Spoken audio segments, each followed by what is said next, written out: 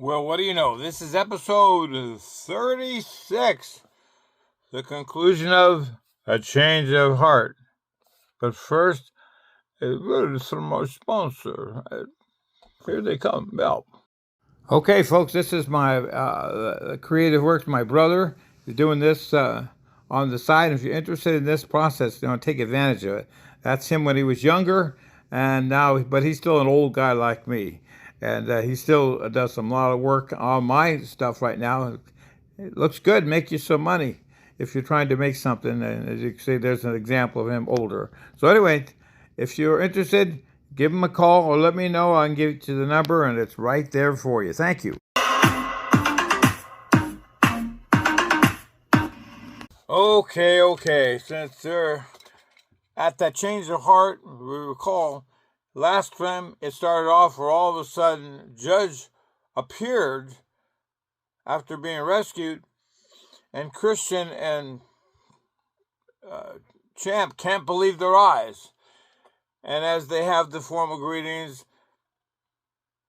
a change of heart takes place, and they're surprised. Bailey especially. She can't believe her husband, her husband, Judge, is feeling bad and worried about Sly. And he says, well, you used to hate him. How come? And that's the change of heart. And he's proceeding to tell the story why he is so angry and his role as a cop. And that's where this episode is going to continue. So, since we're going to be a cop, we're going to be a cop to tell the story. So, let's begin now. Our read continues after Bailey says, wow, soft-spoken, so what did you do? Now let's find out. What else could I do? We had to keep trying. Yeah. Sid and I were in a real quandary about all this. What were we missing? After all, we had been to 3 of his shows where the crimes took place, and he never seemed to leave the stage. What was not right here? I have to take the glasses off. Then Sid said he had an idea. He needed to go to one of his shows in the next city next month where there was a big jewelry pawn store very close by. But this time, Sid had something new he wanted to try. Then Sid said he had an idea. They found little to no clues on how this was done and refused to believe that they were linked together. But we knew better. And we knew better, but we just couldn't prove it. After all, we both reviewed the tapes from Sid's camera over and over again. We were getting very discouraged and upset since we still didn't see anything. But we kept looking. We stayed into the wee hours of the night at the police station, way past closing time when the building maintenance crew came in to clean the office. Gerald Hicks, their supervisor, took a look at our monitor as we kept playing the tape and looking in vain. He smiled to us and made the comment that he had seen this kind of trick, and he knew how it was performed. We looked at each other and said, what the hey? We asked him to explain to us why was he so sure he knew and that he could explain it. He explained to us that one of the co-workers inside the building used to work in Las Vegas as a stagehand and had always seen this kind of act before. He called it the art of misdirection. Most of the guys never took Pete too serious about some of the things he used to brag about. And Pete did often come across as a bit of a know-it-all. But Gerald said he believed him and always was fascinated by magicians and their acts. And you and Sid believe Gerald Hicks too? Asked Bailey. Judge shakes his head no and said, no, not me, but Sid did. So what happened next? Asked Bailey, curiously. Gerald directed our attention to the screen, the tape forward to the point where he got into the box. Gerald then told us to count the stage people who were all dressed up in these black robes. We counted 5. Then we saw Sly climb into the box, and they chained it up tight and hoisted it up into the air with big spotlights on the box. As it was raised into the air, Gerald directed us to the corner of the screen of the computer and told us to magnify that section and for us to count the men in robes. And there it was, plain as day, admits Judge Humboldt. What? Asked Bailey, enlightened. 6, replies Judge, feeling as if no other explanation was necessary. 6? I don't understand, replies Bailey, still mystified.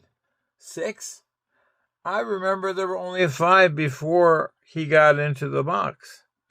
6, repeats Bailey, as she begins to count it together. So where did the 6th one come from? Asked Judge rhetorically. It must have been Sly, corrected Bailey. Judge nods in agreement, says Gerald Hicks explained that he must have exited out of the side of the box before it was raised up and then quickly put on those black robes to blend in with the others. And as the lights in the theater were lowered and the box was lifted in the air, everybody's eyes remained focused on that beaming spotlight targeted on the boss.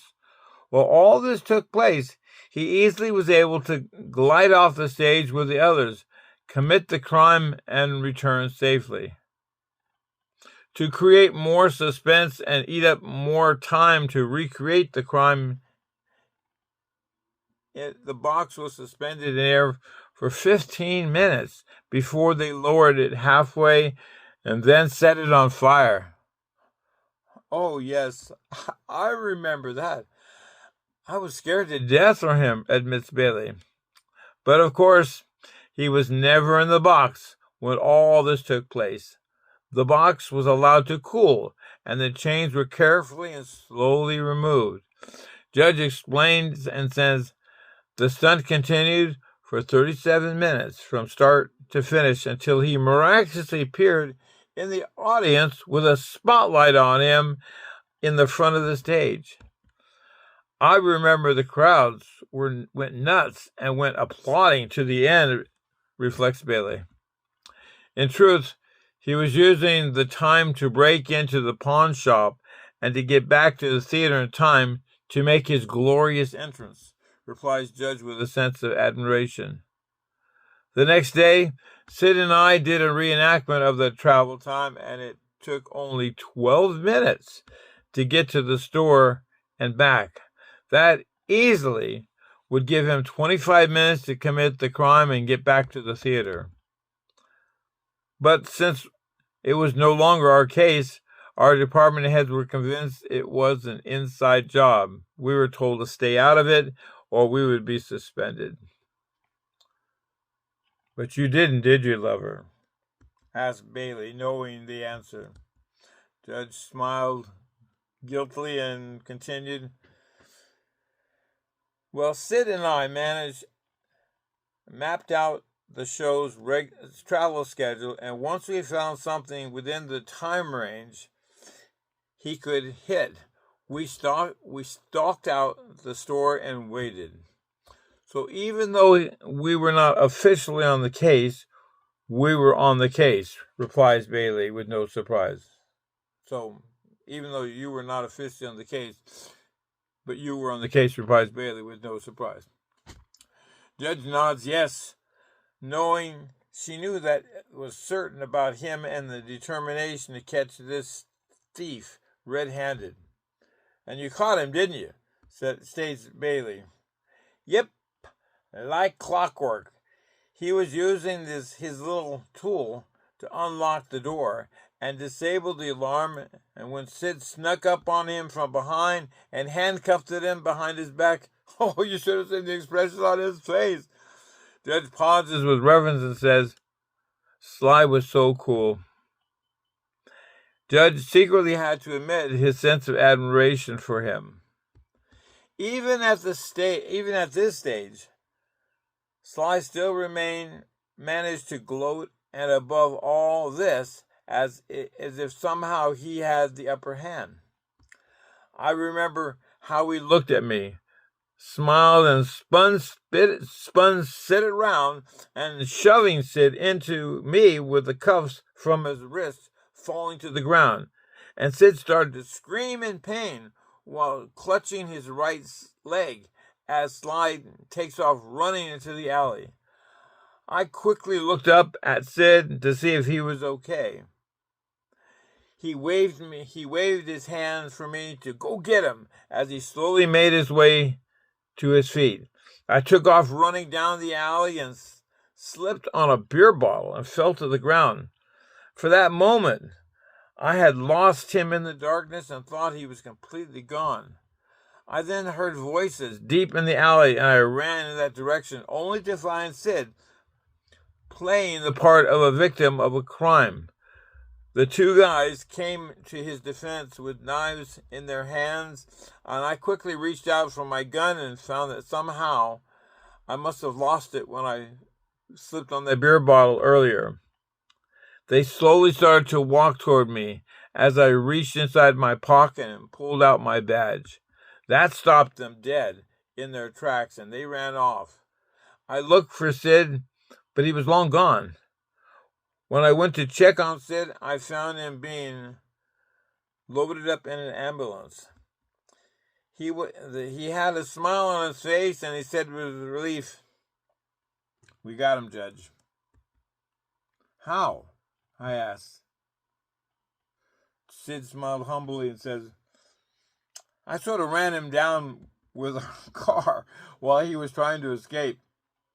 He's okay, but I'm afraid our car's not. I had him pinned against another car when some of the boys from downtown showed up and arrested him and took him to the jail." After Sid got out of the hospital, and the department assigned him to another partner. As you know, I had gone through lots of partners, but none as good as Sid. I miss him, but it was out of his hands. He wanted to stay with me, but the department wouldn't let him.